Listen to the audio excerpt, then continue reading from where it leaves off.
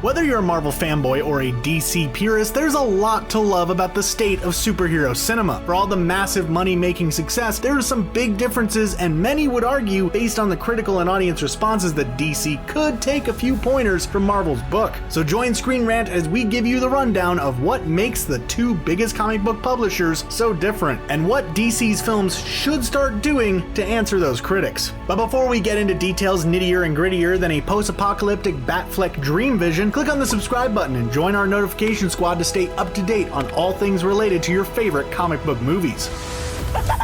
That's crazy, right? What are your superpowers? Superpowers, dude? I don't even know how to pee in this thing.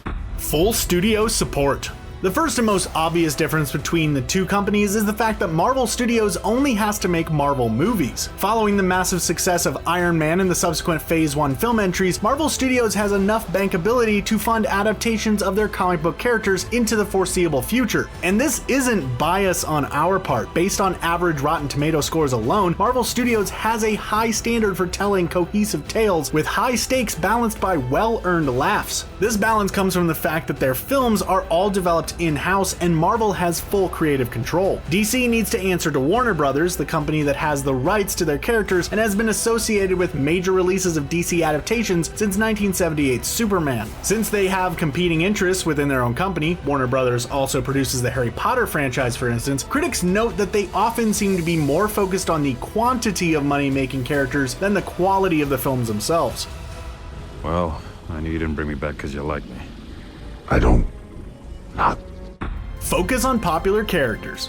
DC Comics was the first publisher to get in on the act with hugely successful film and TV releases, not only with 1978's Superman the movie and 1989's Batman, but also dating back to the Adam West Batman series of the 60s. Plus, there were multiple serials and radio shows during the decade or so prior to that. DC knows how to make movies about Batman, Superman, and now Wonder Woman. But outside of the trinity of icons, the heroes with the most name recognition in DC Comics roster are Green Lantern, The Flash, and Aquaman. But your casual moviegoer is more likely to know a character like Marvel's Agent Phil Coulson, who was created exclusively for the movies, over a DC heavyweight like Martian Manhunter. It's a sad state of affairs, but that's reality. With the way their movies are coming out, it's Marvel's world, and we're all living in it.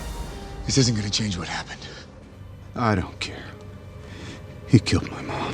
Take storytelling risks. It's great that DC is jumping right into the thick of the action with their crossover movies, but they seem more desperate to create a hodgepodge of sights and set pieces than forge their own path with unique stories. Hey, nobody's perfect. Marvel's had their fair share of duds, even within the hit-making confines of the Marvel Cinematic Universe. But by taking time to introduce each character in their own separate movie in Phase 1, and slowly building out the individual worlds of Steve Rogers, Tony Stark, Thor, and the rest before converging everything into the first Avengers movie, they allowed audiences to learn and grow with these characters before earning that payoff. And by earning that payoff, they were able to take storytelling risks without turning off their audience. DC still needs to earn the casual moviegoer's trust, and if more of their movies are like the first Wonder Woman, they'll be on the right track. What are you doing? Dance off, bro. Me and you. Play with different styles. DC have been telling these stories for nearly 100 years, and they know how to make human-like aliens with fantastic journalistic standards and billionaire orphans with scores to settle seem like compelling characters instead of entitled psychopaths. That said, we've all seen the origin stories before. Lately, DC characters tend to be morose no matter what movie they're in. Sure, Wonder Woman was different, but she's an outlier in a dark and stormy world. Give us some variety in terms of style. Actually build a franchise from the ground up, and then even your fair-weather comic book fan would be clamoring for another appearance of the Suicide Squad. Give us a detective movie starring Batman. Go big or go home with Shazam. Literally have fun with the big-like premise of a kid who can transform into an adult superhero. It'll be pretty nuts. Run from it. Destiny still arrives. Save the best for last.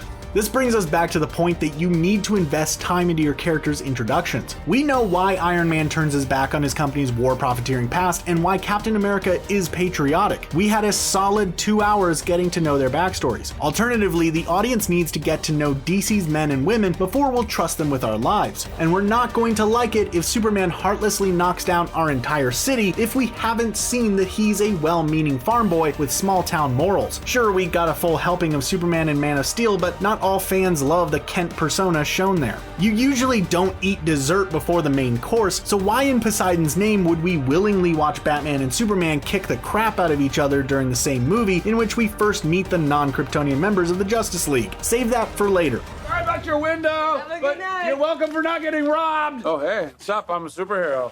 Enjoy themselves. If there's one lesson DC needs to learn about their movies, it's to have fun with them. With snappy dialogue and a smug streak of self-awareness, Marvel films are able to dispatch exposition and speed the plot along without us members of the audience noticing the story gears turning. Infinity War could arguably be called one of the most successful and expensive dramedies of all time. And yes, Batman is an inherently dark character surrounded by a disturbing rogues gallery of lunatics, but it's still possible to wring laughs from relatable situations. There's a reason so many adults tuned into the early 90s masterpiece of Batman the Animated Series. If you have complete creative control over the characters that have ignited the fantasies of kids the world over, and you still can't have fun, that's your problem, not the audience's. Jesus, Alfred, count the dead. Thousands of people. What's next? Millions? Experiment with the action.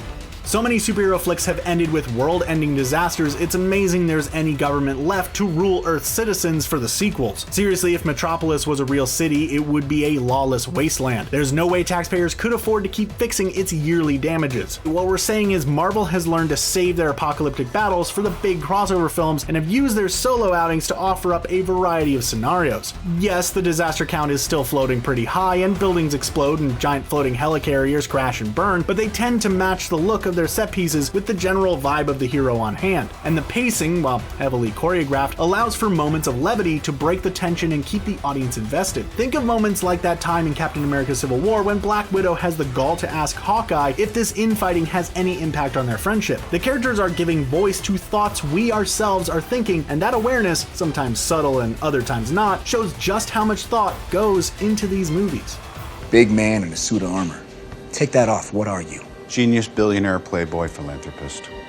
Personalize the stories. When you get down to it, the thing that Marvel has is personality. Their characters are loaded with character. Take the Avengers. There's a scary one, a sporty one, a ginger one. Okay, maybe we're mixing them up with the Spice Girls, but you get the picture. With the worlds of DC as it currently stands, it's hard to say exactly why the characters make the decisions they do, other than because the scripts tell them to. Wonder Woman is likable, but oftentimes with DC, the villains are more interesting than the heroes. According to comic book writer and nerd icon Mark Millar, this is due to a quality inherent in the pages of DC Comics itself. Speaking to Yahoo, he said, "The DC characters aren't cinematic, and I say that as a massive DC fan who much prefers their characters to Marvel's. With the exception of Batman, they aren't based around their secret identity. They are based around their superpowers, whereas the Marvel characters tend to be based around the personality of Matt Murdock or Peter Parker or the individual X-Men. It's all about the character." Has it got a name? It's called the Revenges. Revenges? Team dynamics. Based on the reviews and the amount of times they had to save Earth on the big screen, the Avengers just work better as a team than the Justice League. And maybe it's not entirely DC's fault. When you look at the characters themselves, there's only one Avenger who wasn't born on Earth. Thor, the lone Asgardian, is the only non-human in the MCU's original iteration of the team. And kind of ironically, his character often faced the same criticisms from fans and cinephiles as the characters in the DC films. Arguably, it wasn't until Thor Ragnarok that Thor himself became more interesting than the characters around him. Here's a guy who's nearly invincible and has full confidence in his abilities. He's able to shrug off any incoming threat and fully enjoy his superhero status almost as much as we enjoy watching him. Contrast that with the Justice League and there's a much smaller human to supernatural earthling demigod alien ratio. And while the writers are still figuring out how to best present these characters on screen, that inhumanity shows. The greatest gladiator match in the history of the world. God versus man. Intercomics crossover.